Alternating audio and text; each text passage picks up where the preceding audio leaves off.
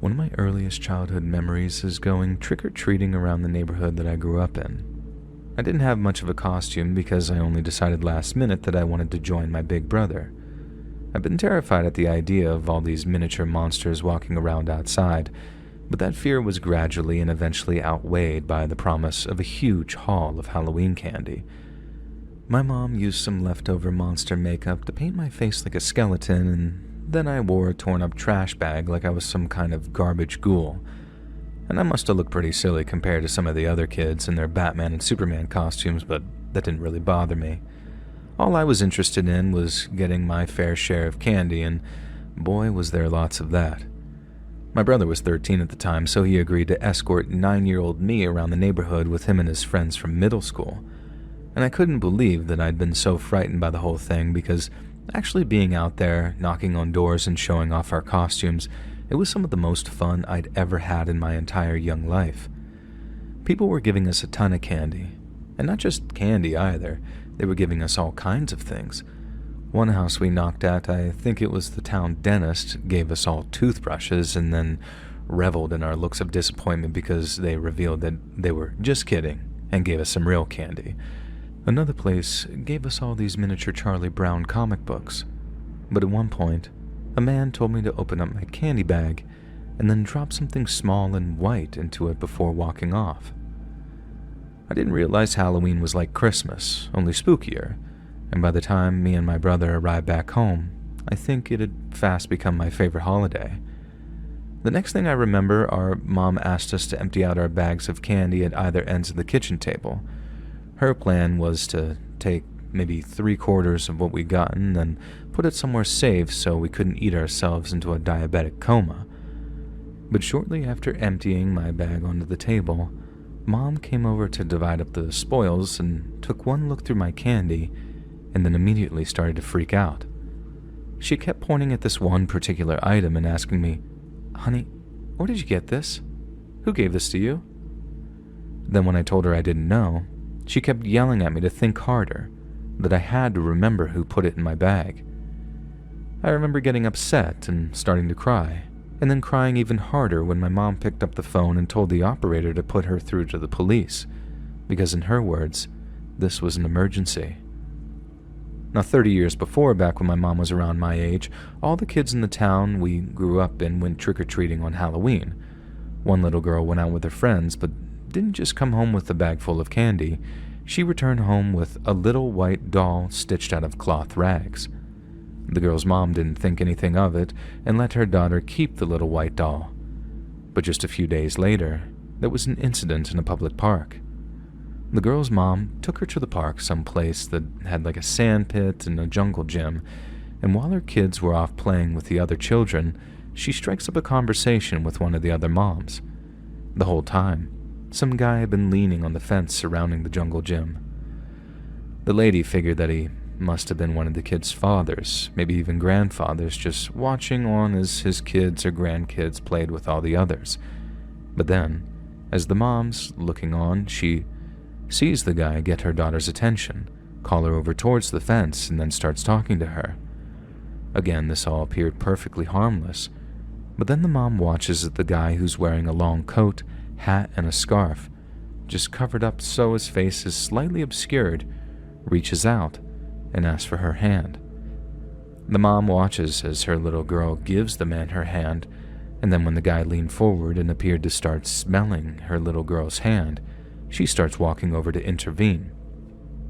She tells her kid to get away from the strange man, then starts asking him what his business is talking to children like that. The guy didn't say a word.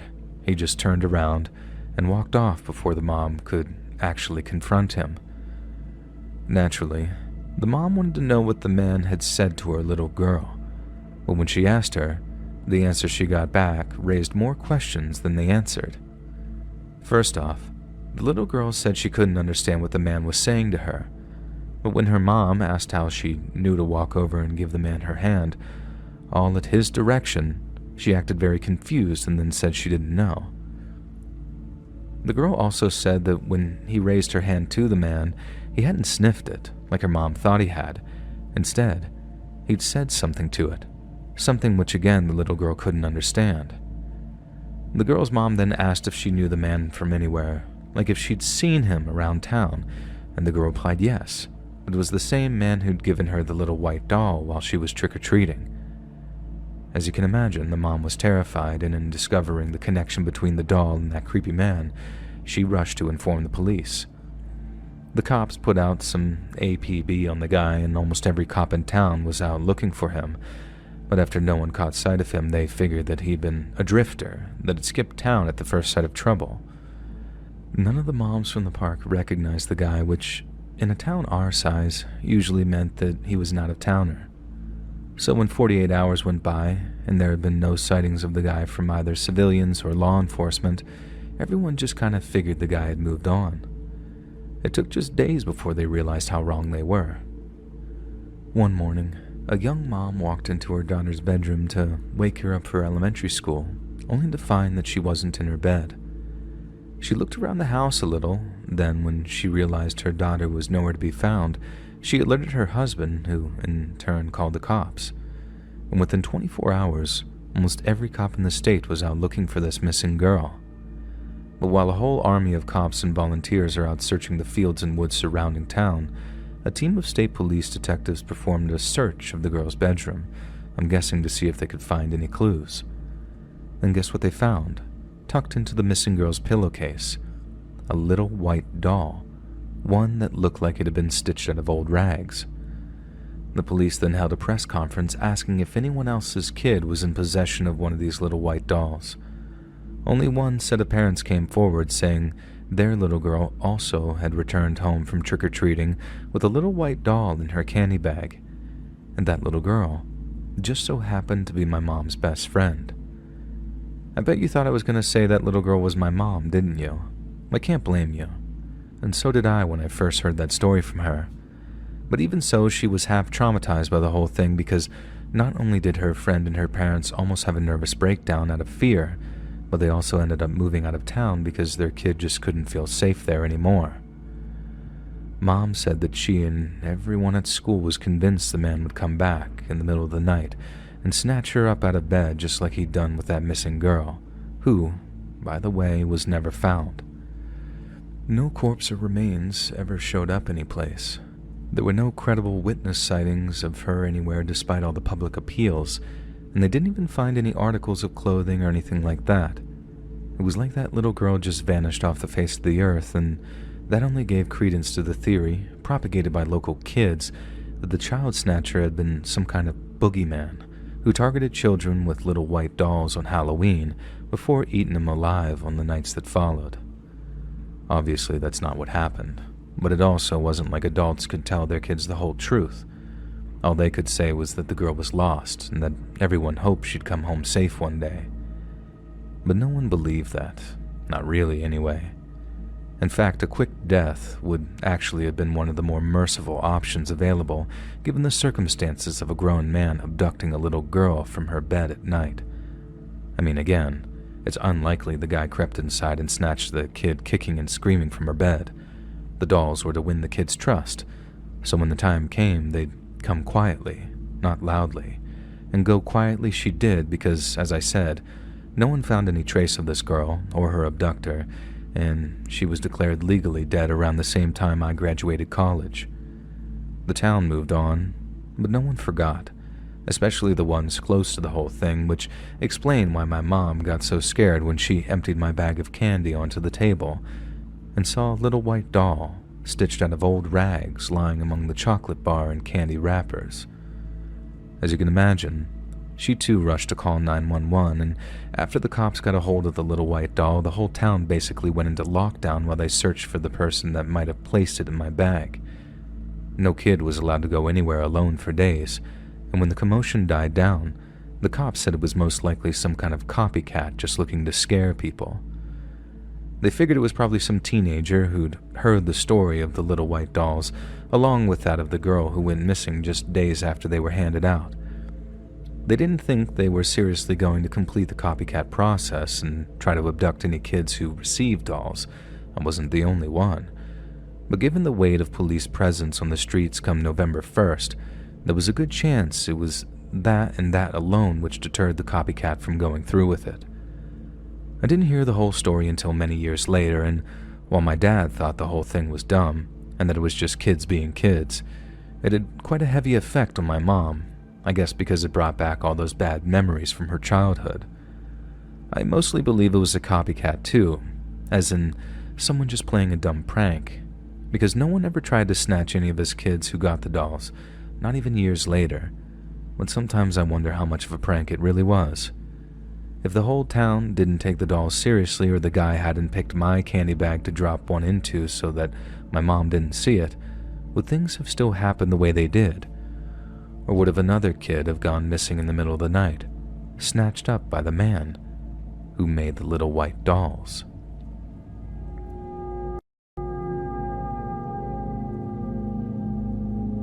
Halloween has unfortunately never been a big deal out here in Scotland, and that's always bummed me out because I love Halloween. But after this year, I think I'll be happy never celebrating it again. My street and the next street over have a lot of young kids who go out trick-or-treating, so while I was out shopping all day with my mom, we decided to pick up some sweets in case anyone came to the door. I had plans to go to the cinema to see the new Ouija movie with my friend. So when I got home, I was getting myself ready to go out, and my mom was busy putting the shopping away. So when the first load of kids came to the door, I was the one who had to answer it. There were children from our street, the next one over, and the next one. Some I couldn't recognize, as well as an adult at the end of the path, who I guessed was either a father or an older brother. They were dressed in all black and had some sort of mask covering their face, but it wasn't anything I recognized from a movie or anything. Anyway, they had all told me their jokes and I gave them their treats as they made their way back down the path and onto the next house. I was about to close the door when I noticed that guy with the kids was still standing at the end of my path. I backed away slowly into the house as I watched him raise his hand and wave very slowly at me. I was about to call out to him when my mom came to the door to make sure I was alright, and he then took off in the opposite direction. He hadn't been with the children at all, and he left as soon as he realized that I wasn't home alone. I was completely freaked out by this and told my friend all about it when he came to the house to pick me up, but I quickly forgot all about it when we were watching the movie. When I finally got home, it was getting really late and trick-or-treating was well over at this point. I got inside and my mom was just getting ready to take the dogs out for a walk so that they could go do their last minute business and that they would meet my dad on his way home from work, so I was going to be home alone. Anyway, so I was then home alone and grabbed some snacks and went up to my bedroom and onto my computer so that I could finish up some of my writing. After my first creepy encounter with the guys coming into my house and into my backyard, my dad then brought a motion sensor light and attached it to the wall of our house right outside my window. Normally, it will go off whenever a cat walks along our fence, but it will usually go off after a couple of minutes. I always know when the light has to come on because it lights up my whole room given where it's placed, and while I'm sitting at my computer, the light then came on.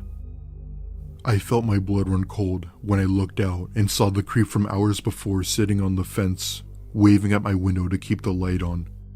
Luckily, I heard the front door open and my parents coming into the house with the dogs, so I rushed down the stairs and started screaming at them about the guy on the fence. My dad didn't question me. He just took the dogs and rushed through the house, threw the back door open and ran outside, and then I heard him shouting, "Get the hell out of here, you creep. I'm going to phone the police." My dad scared him off, but I convinced him not to call the police because I didn't want to make the whole situation worse. I just wanted to go to sleep and forget all about the whole night. Thankfully, I haven't seen the man since.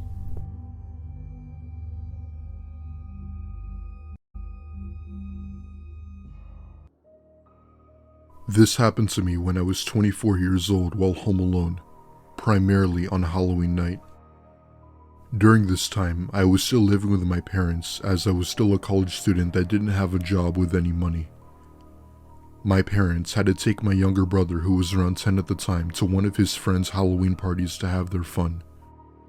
I had been invited to a Halloween party myself, but decided not to go as I'd came down with a mild fever earlier that day and didn't want to risk it going back up. Therefore, I was left at home to hand out candy for the trick-or-treaters, which I didn't mind even though some kids would be annoying. Throughout the night, I'd constantly be sitting on the couch, either playing some video games or watching Netflix, and would pause it once there was a knock at the door. Fast forward to around 10 p.m., Halloween started to die down. People stopped answering their doors and turning off all the lights until everyone was gone. Just as I was about to turn off the TV and get some shut-eye, I heard yet another knock at the door. In my mind, I thought it would be more of those pesky trick-or-treaters, but when I opened the door, I was greeted as someone who was at least 6'5", definitely not a kid. They had on what looked to be a zombie mask of some type, which I must admit was pretty creepy. The design was on point and the mask seemed very well detailed. I also noticed that he had a handgun sticking out of his back pocket, but at that point I completely dismissed it as a prop. "Oh, hey there, happy Halloween," and proceeded to grab the bowl so he could take some candy. The only problem was that he either didn't acknowledge or care about the fact that he even said anything. In fact, I noticed that he didn't even have a candy bag with him. He just stood there motionless, slowly tilting his head to the side to, I guess, create more suspense. At this point, I'm a bit creeped out and told him that I had to go and to have a nice night, while closing the door and making sure it was locked. I looked through the people, and to my surprise, he was still standing by the stoop like a statue. I figured that it was probably some edgy teen playing a joke on people and that he'd eventually have to leave. And he did. An hour later, my parents had returned home with my brother and I decided to call it a night as I had class early the next morning. But there was yet another knock at the door, this time much more loud. I opened it and was greeted with two police officers with very serious looks. My dad then came to the door, and one of them had asked us if we had seen anyone come to our house with a mask and a concealed firearm. At first, I didn't know what they were talking about, but then I remembered about my encounter. Their description matched the person I saw almost perfectly, and it was no doubt him. They went on to explain that the person I saw supposedly murdered his girlfriend and had dumped her body in a nearby lake. He was put in a mental institution a few years back and was released on, quote, good behavior. My heart dropped into the pit of my stomach as they said this. A few days later, my mom found a letter in our mailbox that wasn't in any sort of envelope. Written in big bold letters were the words, "You made the right decision when you locked the door."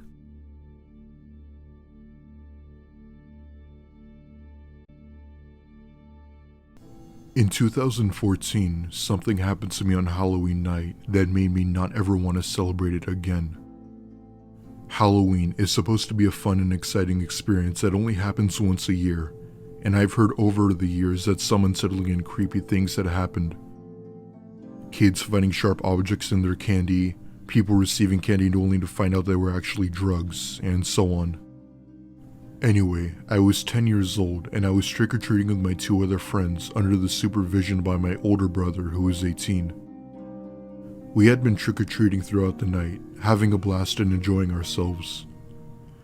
At one point, my candy bag, aka my pillowcase, was nearly filled to the brim with that addictive Halloween candy. By now, Halloween was practically dead, and the neighborhood was basically a ghost town when you looked at it. My other two friends, on the other hand, wanted to go to one last house on the block that had lots of decorations indicating that there was more candy. My brother went with them while I stayed on the other side of the street, when I hear what sounds like an engine. I look to my left to see an old soccer mom car coming down the street with its headlights turned off.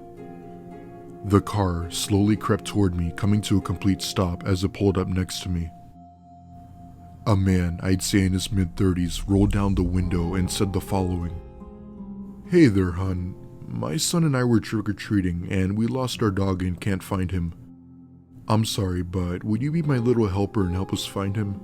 It would really help me out." In my 10-year-old state, I assumed that he really did lose his dog, so I gladly accepted. Big mistake. As I'm walking toward the car, I noticed something through the passenger side window. Let me point out that it's completely dark out, and if it wasn't for the light from the moon, I wouldn't have seen him. There were 2 men in the car wearing masks looking straight at me through the tinted windows. All of a sudden, I see my brother and my friends come my way, and I let out a sigh of relief. As soon as the men see my 6'6" brother, they immediately floored down the road, never to be seen again. My brother told our parents about the incident, but I don't know what happened after that. Now that I'm much more older, I became a little more wise as to what actually happened.